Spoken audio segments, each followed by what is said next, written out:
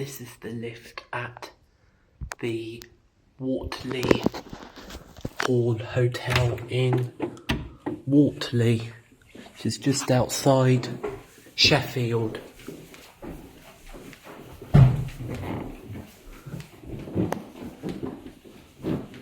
It's a very old lift. It's got original call station.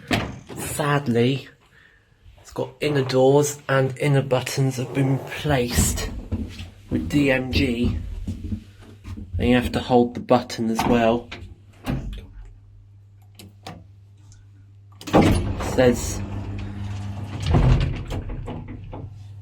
no, you don't have to hold the button. It says for the to close the doors you have to hold the button, but not when you're riding in it. Capacity is 2 persons, 1200 kilos. It's a scissor lift. And it's an unknown lift as well.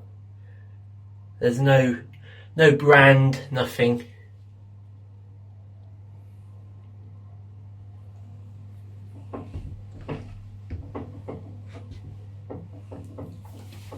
It's got a blue exclamation mark in the pit as well. Hurrah, G. Go back up to 1.